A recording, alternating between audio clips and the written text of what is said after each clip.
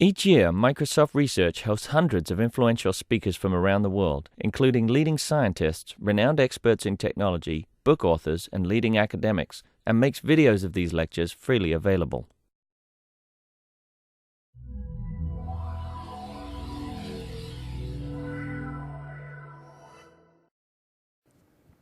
Hi, this is Rajesh from School of Information Systems at Singapore Management University. Today we're going to do the third lecture in the Mobile and Pervasive Technology series. We're going to talk about location and context. Now these are fundamental issues to anything that you want to do in the mobile and pervasive space. And let me explain to you why. First, we have the location problem. And we have two different subsets of this problem in this space. We have problem one, which is about the user himself. Where am I? What am I doing?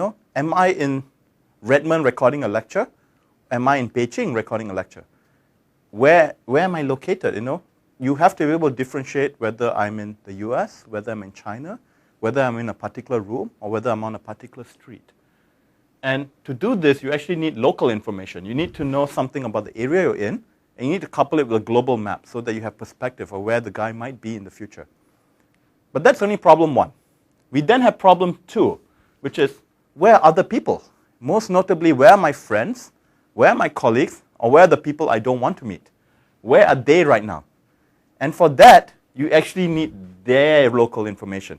Now this obviously has privacy and security implications, which I'll not cover in this lecture, but will be covered in a subsequent lecture.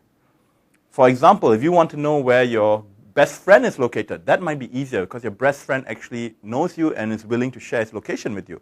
But what happens if you wanted to know where your enemy is located? That can't be done that easily. Or say you wanted to know where your co-workers are located. That may also be quite tricky to pull off. And that, with all this information, you then need one map that can cover everybody. And that can get tricky if people are very geographically dispersed. If everyone is within a small vicinity, a small map covers it. But if everyone is located in different countries, one map that shows everyone might not give you enough detail to actually know for sure where people are located. But what can you do with this, right? One obvious and naive solution is to say GPS will solve everything, right? Just use GPS. You will figure out the answers to everything. Unfortunately, the answer is no. GPS does not solve the problem. GPS is strictly a read-only system, at least for commercial and private use. And it doesn't actually tell you where your friends are located because GPS, as I said, is read-only. Your friends know where they are located. You know where you're located using GPS. But for you to send your information to your friends and vice versa, you still need a third-party service where you upload that information. Everything you see in the movies where they use GPS to track evildoers and other people is just wrong. GPS cannot be used for that. You need a third-party cellular network service or something where you can actually send your GPS coordinates and then have that be sent to you. GPS by itself will not do what you think it does. Another major problem in GPS is that it does not work indoors. And with the proliferation of large malls and shopping centers and office buildings, etc., it's becoming increasingly important to know where you are inside a building. But GPS doesn't work inside a building because the GPS receivers cannot see the satellites. So we need another solution inside buildings. Then we also have issues where GPS hardware is more expensive than other solutions, but this is becoming better. GPS also uses a lot of energy, but this is also becoming better. For a better description of the GPS system, you can look up references like Wikipedia, etc. We then have other alternatives. So what if we cannot use GPS? What else can we do? Well, fortunately, there are other solutions that people use. We have things where we can use Wi-Fi access points. Now, Wi-Fi is the 802.11b/g/n standard that most of you have set up at home. This is your personal wireless network that almost everyone uses at home to get internet connectivity. And in most urban areas, it is not uncommon to see a lot of access points, even if you cannot connect to them because they are protected by security passwords. But just knowing what access points you see tells you a lot about where you are located. There are many commercial companies like Skyhook that use this to provide very accurate positioning information for companies like Apple, Google, etc. You can also use your cell tower ID, which cell towers are the things that serve your cellular signal, whether it is 3G, LTE, or GPRS in some countries. And these cell towers are in very well-known locations. They do not move because they are physical structures that are connected into the ground. If you know where these cell towers are located, and you know which cell towers you can see, you have a very good idea where you are based in the world. Now, your accuracy is not that great in certain situations, but it's still better than nothing. It will definitely be able to tell you, I'm in Seattle versus I'm in San Francisco. And that may be good enough for many applications. Now, given that you have your location, what can you do with it? It turns out that location by itself, while powerful, is not good enough. You also need to know something else before applications can do stuff for you. And this is known as context. Now, what do I mean by context? Context is a catch-all word that refers to anything and everything that a person is doing. Now, what's some examples of context? First, we have, what are you doing? Example, I'm giving a lecture right now, but what are you doing? You might be listening to this, you might be drinking coffee, you might be sitting down, you might be standing up. These are all important pieces of information for software that is trying to do stuff for you. You then have where you are. This is location, right? And this is a very important part of context. Next, you have who is with you. This turns out to be quite important for things like social networking applications or even email. You may not want certain types of email to come to you when you're with people who are not allowed to see those emails or even know that you're getting them. So knowing who is around you and who is actually associating with you can be really powerful. Next, what are you thinking? This is actually really useful but incredibly hard to obtain. For example, if you are thinking, I would like to go for Chinese food now, a restaurant recommendation system that tells you about Mexican food may not be that useful. But how do you actually convey your thoughts to the applications?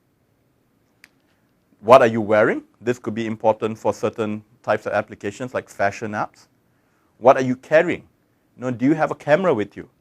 Do you have a cell phone? Based on what devices you're carrying, certain choices and certain activities become feasible while others become infeasible. And finally, what do you plan to do? What are your longer-term plans or your shorter-term plans? Are you planning to take a break?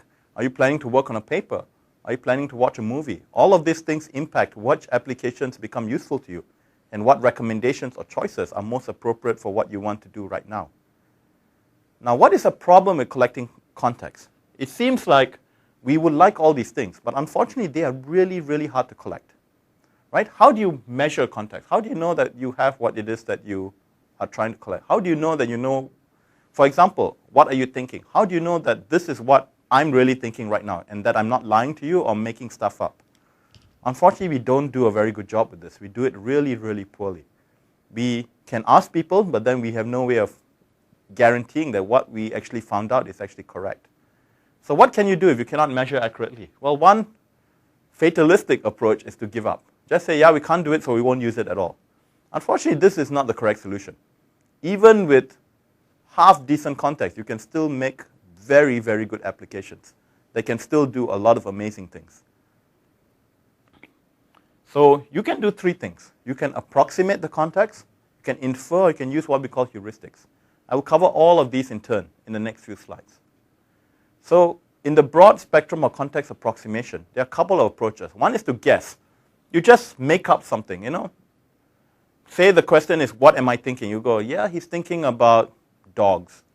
You just make a guess.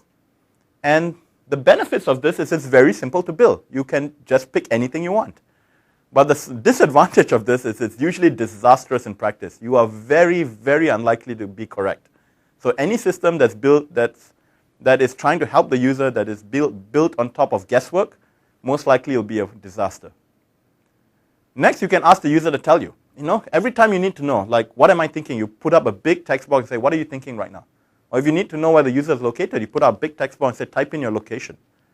The benefits of this is always correct in inverted commas, because frequently users do not even know what they are thinking or what they are doing or what they are carrying, or they may be giving you wrong results because they're tired of the system asking them. The disadvantage is this is very, very annoying for the user.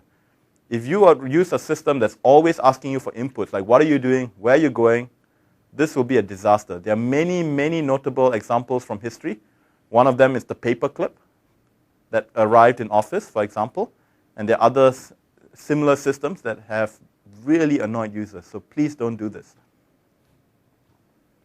One very good method of figuring out context is to just say, the user was doing this 10 minutes ago. I assume he'll be doing the same thing 10 minutes from now. Turns out this actually works really well in practice if you actually train the system properly. If you have enough data about what the user's patterns are, you can make a very good system just by assuming that what the user did in the past is what he's going to do right now.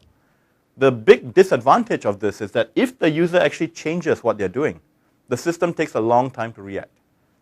But if the user's changes are small, this is still better than nothing. And indeed, most systems that try to use context do this a lot. They actually assume that you are going to do what they have seen you doing in the past. Other methods you can do is you can do what they call table lookups, which is basically to create what they call a decision tree. You a priori decide, if I see this situation, this is what the answer is going to be. If I see this situation, this is what the answer is going to be. For example, if the user is sitting in a chair, I assume that he's doing work. The user is standing up, I assume he's going home. Things like this. You make decisions before the system starts, and you put them in a table lookup. The pro is that you can have a very rich set of responses. You can create a case for almost everything. The disadvantage is that it's not adaptable at all. If you make a mistake, the user is stuck with it. Or if you see a situation that your table doesn't have an entry for, you might have nothing to do, which would also annoy the user. What you can do next then is to use any of the previous schemes, but you incorporate machine learning techniques, to fill in the gaps. So you put in learning algorithms where it says, we did this previously, but then the user said it was wrong. So maybe you should change our system or change our lookups. Or maybe you should add a new entry into our table. Or maybe you should assume something different for the user behavior. The pro is that theoretically this is much better. Right? In theory, if we could predict the user behavior and learn from what the user is doing, we should do an amazing job. However, in practice, this doesn't really work that well in practice because the machine learning algorithms are really hard to use, and it turns out that they're kind of slow in practice when you actually use them. It takes a long time to converge. And by that time, the user is already either really annoyed or not using the application anymore. One final thing you could do is to use what they call static prediction tables, which are table lookups, but you have user intervention. If something goes wrong or you're not sure about something, you ask the user. And this actually works quite well if you set it up properly. If you have a good set of predefined actions that you know are correct, plus you know which are the cases where the user has to give you input, it works really well. It's a trade-off between doing things automatically and asking the user for help. The disadvantage is that the user must understand a lot more things. They need to understand what the system is doing for them and understand where it's going to break down. There are many examples of mobile applications and pervasive applications that fall into this category, where they do a really good job in certain cases, but when they're not sure, they ask the user. And it turns out that this might be one of the best things to do in practice, because the user space is so rich that it's hard to predict everything.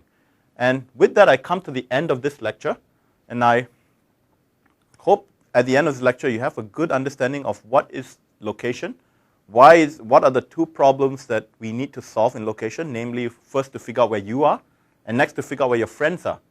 We understand that location is not solved by GPS, that there still are a lot of problems. Then we took a broader look at what is the idea behind context. Context is what makes all mobile and pervasive applications go. Without this, you do not know what the user wants, and you can't do anything. And then we've seen that context comes in many shapes and sizes, and that it's really, really hard to actually use context in applications. And we went through a couple of examples of ways you could use it and covered the pros and cons of each of them.